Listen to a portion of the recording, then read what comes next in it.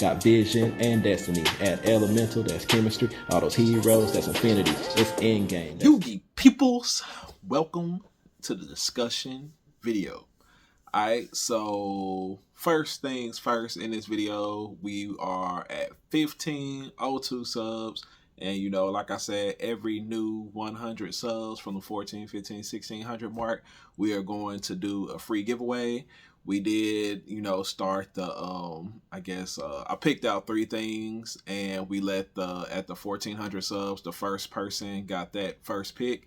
They did pick the Dual Academy red sleeves, I believe, the Pot of Extravagance Field Center, I believe, and then the Hero Piano Mega Mats Playmat. So the winner of this one will get to choose from the 2 prizes that are left, and then at 1600, that final subscriber will win, you know, the leftovers of it. Which, I mean, like, all of the stuff is not bad. It's just a matter of preference, you know. But yeah, so let's go ahead and do that first of all, because I want to thank you, you know, thank everybody who subscribed, everybody who comments, support the channel and stuff. So the subscriber giveaway will be open until next Friday at 11:59 p.m. And in order to enter, just like, subscribe, comment, and then if you really want to, you can comment to me, like, who is your favorite anime hero? Like, you know, just let me know, like, no matter who it might be. I think mine's might be, I can't think of his name right now, but he's the lead detective, not the, like, the head guy, but he's, like, kind of like the main character from Bungo Stray Dogs. Like, I really like the intelligent, you know, characters and stuff that are intelligent and, you know, they're smart. He has a cool power that allows him to disable other people's powers. It's like a detective anime, but the dude is, like, smart. He, like, thinks so far ahead of the line and stuff and everything, and he knows how to use his powers effectively. He learned how to fight physically and everything. And so to me, he's just, like, cool hero. Probably, like, my favorite protagonist, you know, outside of Jaden. But, you know, it is what it is. So yeah, like, comment, subscribe if you want to. It can be a particular comment about your favorite hero from different animes and stuff. So yeah. So this is one of the playmats that we have available. It is the multi faces of Ecclesia. So, you know, the winner, like I said, I'll get to choose a playmat, a token, and some sleeves. 15 sleeves for your extra deck. So this is the first playmat, is the Ecclesia. Then the second mat you will be able to choose from is the Bestial one. It's got Cernier, Magma Mutt, and Druid Worm on there. I hate these guys, but it was a nice playmat, and I figured people might like to have it, so we did. You know, you do get a choice with those right there. So you get to pick one playmat, and then you'll get a set of 15 of the Dual Academy sleeves, not the glossy ones, but the Dual Academy sleeves. These are, you know, the Dual Academy yellow, raw yellow, obelisk blue. You will get 15 of these for your extra deck. You get to pick and choose which ones you want. And then out of the tokens, we have left Pot of Avarice, old school, you know, back in what we got, dandy junk warrior and stuff days. And then Pot of Duality for those of y'all who played, you know, Hero Beat back in the day. We got the pot, but you will get to pick one of these also. So you'll get one field center, one token, one set of 15 sleeves, and then one playmat, you know, just to say thank you and give back to, you know, everybody who has supported me and showed love for the channel and whatnot. So yeah, outside of that, actually give me a second. Okay, so for the discussion part of the video, we'll talk about that Friday, which is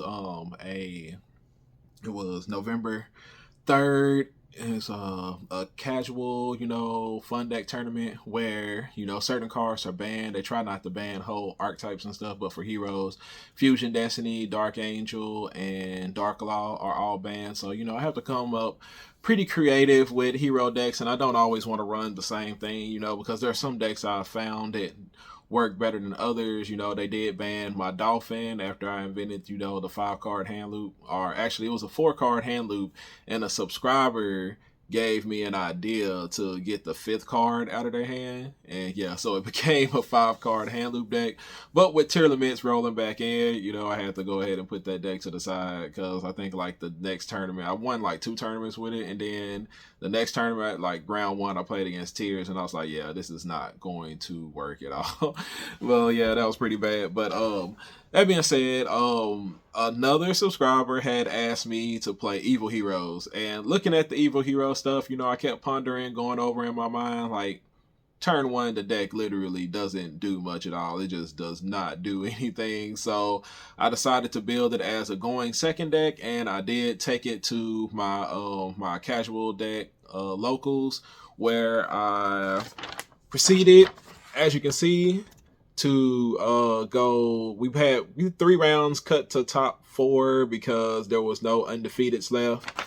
We had 2 wins and a draw. My round 1 ended up being against Unchained, and you know, like, the decks are still playable, but they're not as powerful as they would be like in advanced format, because you know, they're missing certain cards, or certain cards are hit to 1 to reduce the consistency and just like the overall power level of the deck, to make it, you know, to where they can play other decks and stuff. So yeah, I do believe we won first round against Unchained. Then I want to say we had a draw against, man, it was a weird deck, but we had a draw. It was 2 wins and a draw. Then we lost in top 4, but you know, we played it going second. It was Evil Heroes. I had like 4 normal monsters off in there, and as I was playing the deck, you know, I just came to discover that this deck would be best as Malicious Bane Turbo. I mean, that's what it is. Like, all the other Evil Heroes don't really do too much of anything. There's like one other one that, so, you know, I'm going to try the deck again tomorrow, but I'm going to change it up a little bit. I'm going to take out all the normal monsters and everything off in there. I think like one of the other ideas I had was to put Supreme King Castle off in there with, what's the other card? With favorite hero. But you know, in order to search that, then it still requires me to run the vanilla monsters, which, you know, I guess it could still be a consideration. I have to look over the fusions again, but it really feels to me like it works better as Malicious Bane Turbo. And then the other usable Evil Hero that I found off in there that's not bad, you know, if I make the deck kind of run around it, is the Sinister Necron with Evil Hero Malicious Fiend. So yeah, we're gonna leave that off in there, and y'all let me know if it still counts as an Evil Hero deck. But we're gonna take that. We're gonna see if we can actually, like, you know, do a little bit better this time. Even though, you know, 201 is not too bad. You know, like I said, you know, most tournaments and stuff end in Swiss, but our locals here in Texas, they like to do a top cut. So yeah, we finished I said second in Swiss and stuff. So that was the Friday, and then going up into the next week, which is the week before regionals. I had to work Monday, Tuesday, then Wednesday I played in the tournament, but I didn't really want to think a whole lot too hard before the regional happened. You know, at this point, I already had my deck list together. I already knew I was going to play. I've been playing, you know, heroes for so long. I know the combos. I know how they work. You know, I watch YouTube videos of the other meta decks being played, so I felt like I knew where to hand trap, where to activate my things and stuff, you know, play around, draw for the best of my ability. So on that Wednesday, we did play our Dark Law Turbo Get Shifty Hero deck. We bought that back out, you know, updated version. I know a lot of people have been waiting for that. We how do we do? All right, so the tournament was 4 rounds. We went 3-1. They cut the top 4 because of the amount of people that were off in there. We finished 5th place, even though there was 1, 2, 3, 4, 5 of us maybe. Let me see if 2 of us made it. 2 of us didn't. No, there were 3 of them that made it. So it was about 5 of us X1s. I lost second round, so, you know, and the person that I lost to ended up coming in like 3rd or 4th like that. I'm gonna post a picture of the standings and stuff. But yeah, first round we played against Tearlaments. We went first. We summoned Dark Law. He pretty much looked at his head, scooped, and then game 2, He went first, standby phase. I shifted him, and he scooped it up. So, like, I didn't know he was playing tier limits because, like, game 1, he didn't show me. And then game 2, I opened up shifter. So, why wouldn't I play shifter in the standby to avoid, cards like tactics and such? But, yeah, so we played against tier limits, and, that was a recorded match. It lasted like a whole 5 minutes, probably not even 5 minutes. But, yeah, he was very mad, upset with me. I think round 2, we ended up losing to Unchained. Unchained is one of those decks where, they do benefit from having a graveyard with cards like Yama and Shavara and stuff or whatever, but they also don't necessarily just need it because a lot of their cards activate, when they get destroyed and such. It doesn't keep them from floating and doing the things that they need to do because they don't have to be destroyed and sent to the graveyard. So, yeah. And they were, full power. They were able to do their thing. And yeah, we lost that one, and then we played against Synchro, Stardust, Dragon, Turbo, Sync, whatever it was. We ended up winning that game in time, and then round 4. What did we play against round 4? I think we played against some kind of Horus deck or something. But either way, playing Dark Law and Shifter, pretty much wins and beats that. But like I said, we ended up 5th at the end of Swiss. We missed the cut to top 4, but the deck performed performably well. I think like the highlight of the day. Oh, actually, it was that final round 4 we played against the Runic Bestial deck.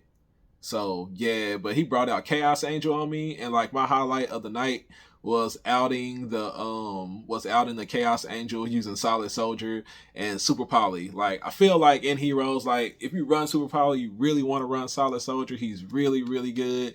You can dodge things like Imperm, Valor, on-field negate effects, Super Poly with him into any of the monster that they have. I think for my Super Poly targets, I just ran the Light and the Dark because the extra deck space was pretty tight. But, Chaos Angel, I think counts as both of them. So, I ended up bringing out Escorado, and whatever you pitch off of the Solid Soldier, you can special summon it back, as long as it was a hero. If you pitched a hero like Stratos or Shadow Mist, you can pitch that off of your Super Poly cost and then bring it back with Solid Soldier. So it's basically like, if you dodged an on-field thing like Imperm or Valor, you still get to special summon one of your heroes from your hand. And then because Solid Soldier went to the graveyard because of, Super Poly, a spell effect to bring out an elemental hero, then you also, if you discarded the hero, you'll get the special summon that as well. So, you could, still special summon off your Shadow Mist with your Solid Soldier effect.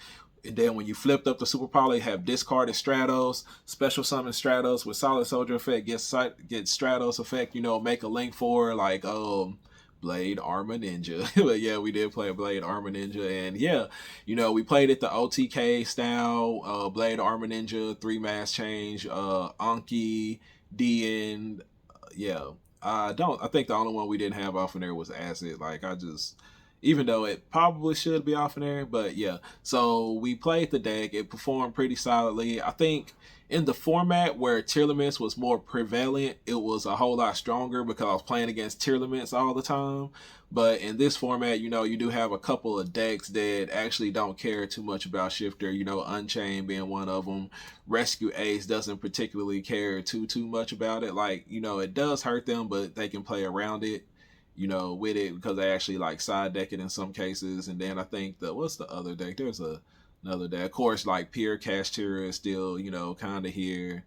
What's enough? Vanquish Soul can kind of do it too. And yeah, they don't really care too much either. But yeah, we did what it did. The deck still has the same problem that it had before. You can, bring out Dark Law with your XYZ of your choice, whether it be Abyss Dweller or Babuska or Time Thief Redoer. But the problem is, is the follow-up inside of the deck. Your follow-up is basically like Liquid Soldier, and, that's about it. So, if they do something to the Liquid Soldier or whatever, or you're not able to get to the Liquid Soldier, it makes the next turn, kind of tough and difficult to deal with, especially like if you get hand trapped quite a few times or whatever. But, at the same time, I really just wanted it to be something different. I didn't want to have to draw cards like polymerization or miracle fusion or fusion destiny or whatever. I just wanted my monsters to be able to make, you know, effective extra deck monsters, to be able to search out the specific cards that I need to win, and, you know, OTK